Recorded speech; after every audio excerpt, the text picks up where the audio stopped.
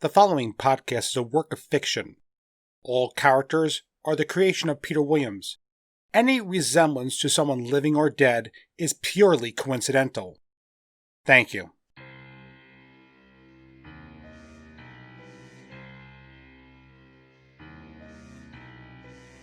Welcome, children, to what shall be known from now on as Tentacle Tuesday.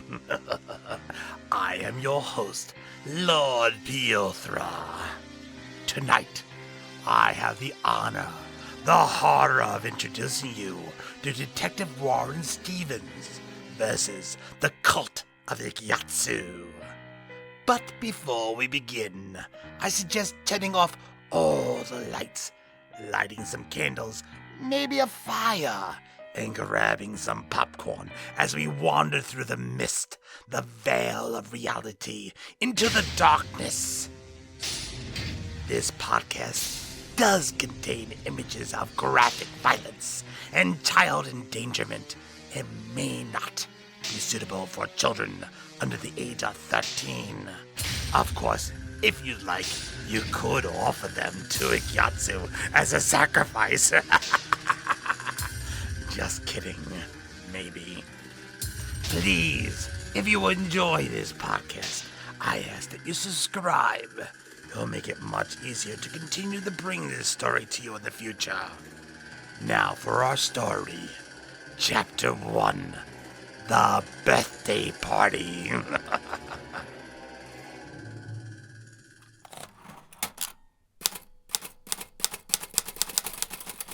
Michael Thomas was very excited. His parents had never permitted him a birthday party, and he never had a friend over his house. His hands trembled a little at the thought as he wrote out a single invitation to his party. His house. How would his friend react to it? I mean, it was very unique. He would call it weird, but his parents would frown and give him a hard time. Unique. It was definitely that. Built in the late 1700s, and made mostly of stone. It was cold and drafty, but he still loved it, especially the large fireplace. On a winter's night or during the darkest solstice, a roaring fire always made his heart swell with delight and pride. He knew none of his classmates had something so splendid. "You're lucky," his sister Wendy spoke as she watched him draw out the homemade invitation. "I've asked Mom and Dad to allow me to have a sleepover with my girlfriends, but they keep saying that sleepovers are the creations of the norms and are not for proper little girls." Michael smiled. He knew she was right, and he was always jealous of how easily she made friends. He had a lot more of his parents' refined features, and children teased him and said that he looked more like a vampire than a boy. Only Alex treated him nicely. He looked at the invitation. He had drawn a picture of the massive fireplace, but instead of a roaring fire, he had simply wrote, "Please come to my 12th birthday party. It will be on next Saturday, October 30th at 8 p.m., the night before his second favorite day of the year, All Hallows Eve. What do you think?" He showed Wendy the drawing. She took it from his hands and oohed and awed over it. Michael was an excellent artist. "It's amazing. I wish I could draw like that." Then she frowned and grabbed a pencil off his desk and quickly drew something on the mantel. A lone tentacle with 5 eyes. "Wendy," he protested, "give it back." "You forgot to draw Ickyatsu," she said. "He would feel left out and, well, Mom and Dad might get mad too." She handed him back the invitation. "I know," he said, "but I don't want Alex to think we're weird." Wendy looked at her black dress and her pale skin, and then her brother's elongated features. "Face it, brother, we are weird." The next morning, Michael sprung from under his covers and quickly ready for school. This had been such a transformative year for him and Wendy. First, they had been allowed to attend a public school for the first time instead of being homeschooled by Mom. Mom had said she wanted them to get a better understanding of the norms so that they could interact with them easier when they got older. Then he met Alex. She made his heart beat fast just by looking at her, and she didn't seem to mind his pale skin like the others. Not once did she call him Vamps or Dracula. He hated the other kids in his class. He dreamt of the day Ickyatsu would come and devour them. He saw Alex, She wore a Mets baseball cap and a pink jacket and dark pants. The My Little Pony backpack seemed to stare at him in amusement as he raced to catch up to her before they got to class. "Alex!" he huffed and puffed as he extended out the neatly folded invitation. Alex stopped momentarily and looked down at the folded letter. Nervously, she took it. She liked Michael, but she hoped it wasn't a love letter or anything like that. "What's this?" she calmly asked as she opened it. "Wow! Michael, you drew all this?" Michael nodded feverishly, grinning with excitement. "Can you come? Please, please," he asked in a begging manner. Alex was a little uncomfortable, but then nodded. "Sure, but I'll need to ask my mom." Michael nearly crushed her with an impromptu hug. "Thank you! I promise it will be fun," Michael said, nearly jumping up and down with excitement. Alex sighed. Michael was a little weird, and her girlfriends teased her all the time about being in love with him, and she did like him, but she really didn't want to go to that house. The thought of it made her blood run cold. The stories of undead creatures and ghosts roaming the hallways. Maybe she could make an excuse. She looked at Michael. His eyes were full of delight as he smiled. Alex sighed. She would go. She couldn't hurt him. He was really nice, and she didn't want to hurt his feelings. The night of the party fast approached, and Michael readied the main room for his guest. He spent days drawing pictures for the party and hung them everywhere. He hadn't seen much of his parents during the day, but as his party neared, he saw them helping getting some snacks ready for him and his little friend. His sister Wendy stayed clear for the most part, and finally, after lighting a fire, he flopped back onto the couch with a huff. It had been exhausting work, but it was worth it. In the other room, his mom and father chatted. "Are you sure this will work?" the husband asked. "I'm sure it will. I mean, they're the same age." "I don't know, honey. I'm nervous. Maybe it would be better to let him have Michael. We could have another kid." She shot him a look. "I love that boy. I have sacrificed too much to him already. I am not sacrificing my son too. Besides, the room's dark and he's just a hungry beast. He'll never know the difference." Henry nodded. He dared not defy his wife. He knew the consequences of that all too well. He looked at the scorch marks that ran up and down his arm. Yes, it was better this way. This Alex boy would mysteriously disappear, and they would be able to keep their beloved Michael. Everyone's head turned as they heard a quiet and unsure knocking at the door. Michael leapt up out of his seat and ran to answer. It was Alex. It had to be. He opened up the door, and there she was in her favorite Mets cap. She was wearing a heavy sweater and blue jeans. Her green eyes flashed back and forth nervously, as if expecting something to jump out of the shadows. She awkwardly held forth a present wrapped in black and purple paper. Within an instant, his parents were behind him. Like tall, stalking creatures they stood, shadow-like in the massive doorway. Alex looked up at them nervously. "Oh, hello. You must be Michael's little friend. Please, come in," Mrs. Thomas said as she motioned with her long, bony arms and fingers for Alex to come in. Alex shuddered a little. Her arms were spider-like. Gulping, she stepped into the stone house. Behind her, she didn't notice Mrs. Thomas measuring her with a gleeful smile. Mrs. Thomas looked over at her husband. He was paler than normal. The spineless fool. Whatever. It didn't matter. Alex matched Michael almost to a T. In a few more hours, he would be safe, and this human would be among the missing. Alex's eyes opened wide as she got the sense that she stepped into the distant past. She was met with a large circular foyer illuminated by an iron chandelier. Dark blue and red tapestries hung from the ceiling with the imagery of strange beasts twisting themselves around the sun, moon, and earth. She wondered, were they devouring them? An etching of the solar system stretched out, cut into the stone floor with a runic writing. Beyond it were 3 stone archways that swirled with a miasmic darkness. "You must be nuts going there," she could hear her girlfriend saying. "That house is filled with doomed spirits and undead creatures." She looked around quickly. There was no one. Just Michael, his parents, and a strange girl peering from behind a black monolithic stone tentacle. It seemed alive somehow, and she began to back away as her fight or flight response seemed to kick in. Then, as if magically, an orange glow poured from the largest of the three archways, and Michael grabbed her hand firmly, his eyes again filled with the same joy and intensity that she had seen on the day he had invited her to his party. "Come on," he said. "You have to see this." Within seconds, she had already forgotten the statue. The living room was massive. Cast iron lanterns hung from chains along the walls, and even a large chandelier swayed gently in the ebb and flow of the heat that swirled up to the ceiling. She couldn't see the ceiling. She could almost imagine that the chandelier hung from the moon or a star itself.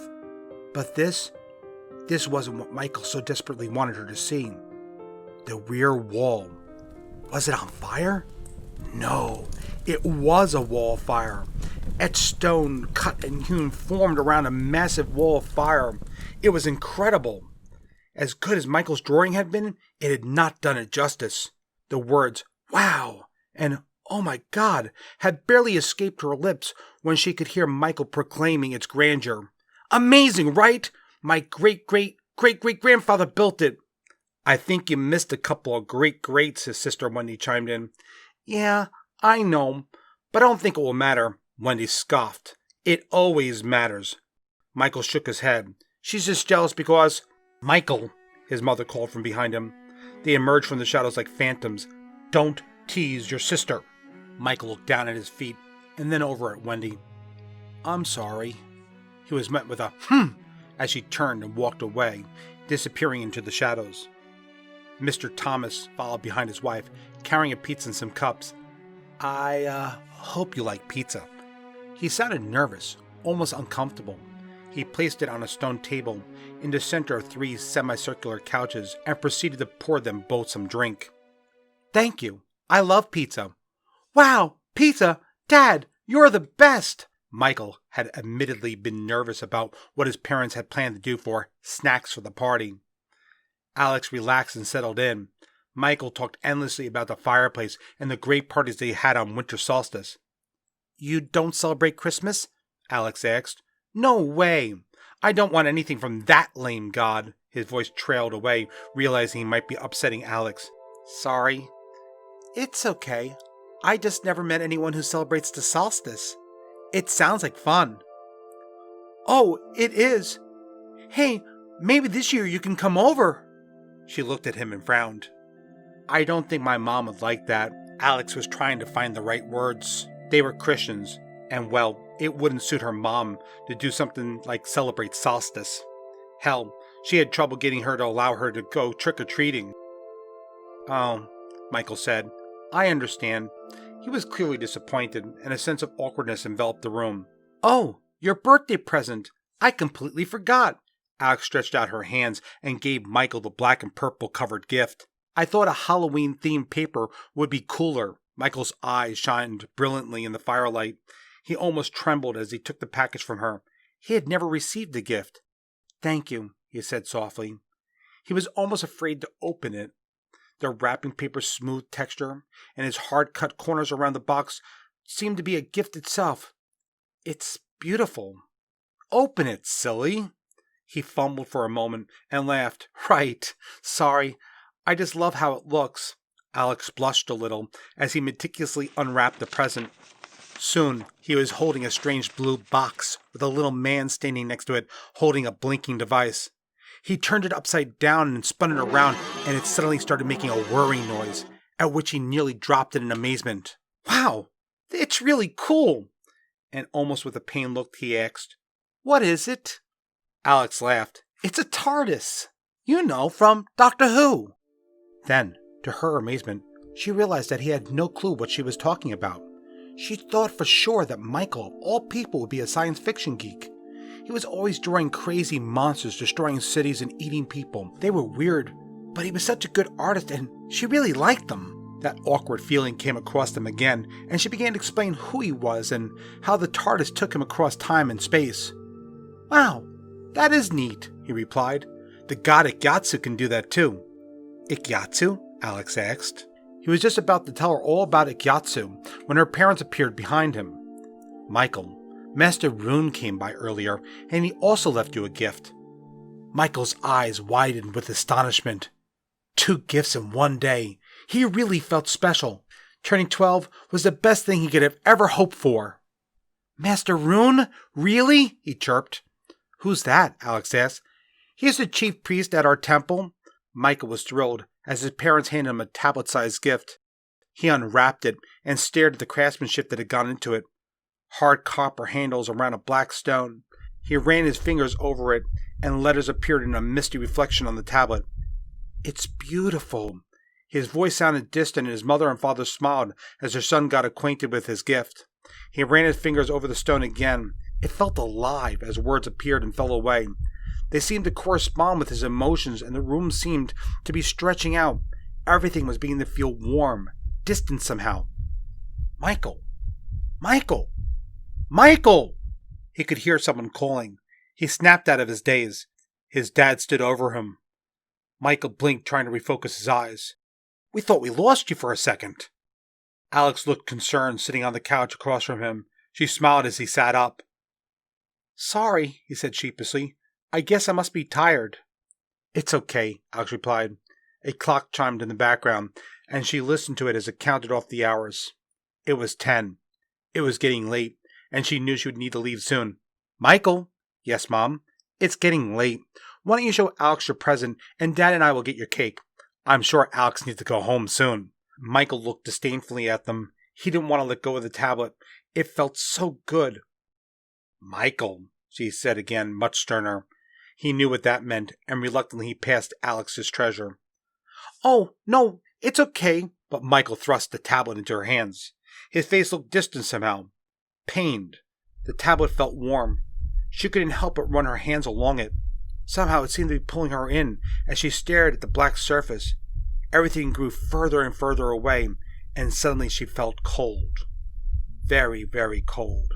How could this be? I'm sitting next to a roaring fire. Shadows moved and flickered in the flames. Then Alex heard it. A squelching, scraping noise. Something pulling itself against the cold stone floor. Alex froze. She was sitting on top of a mountain, looking over a frozen plain. The sky was black, magnificent. She swallowed hard and clutched the tablet in front of her. 3 moons hung in the sky above. Where in God's name was she? That slithering noise grew louder.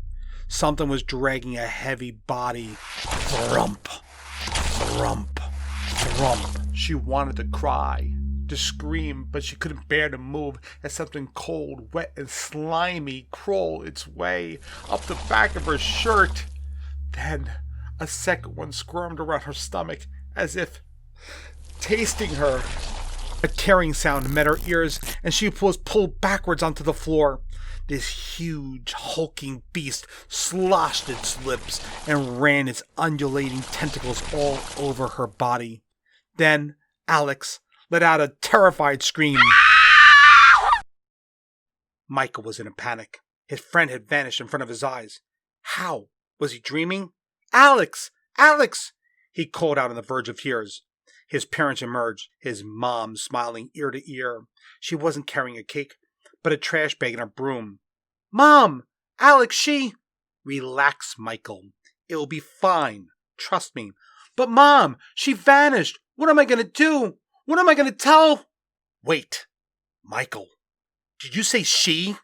She asked in a stern but nervous tone. Mrs. Thomas hadn't caught that the first time he had said it. Yes, Mom, she's... Michael, damn it! You didn't tell us that your friend was a girl! Why? What does that matter? Mr. Thomas put his hand on his wife's shoulder. Maybe he didn't notice. The room shuddered and shifted. The fireplace dimmed as if going out, and a lone object rolled across the floor. Michael picked it up. It was Alex's Met hat. The Thomases looked at each other, and then towards the fireplace in terror. A black viscous crept its way out of the hearth, extinguishing the flames as it grew. Tentacles like feelers, reaching out, lined with teeth. They sniffed the air as they pulled forth a great gelatinous mass. Its eyes, hundreds rolling and turning in their sockets until they set themselves on Claire. With a biting tone, his mom turned to him. "You've doomed us all, you stupid child!" Thank you for listening to Detective Warren Stevens versus the Cult of Ickyatsu. Once again, I ask you to please subscribe so that I continue to terrorize you in the night. Tune in next Tentacle Tuesday to find out what happened to poor little Alex and the Thomas family as the wrath of Ickyatsu comes forth.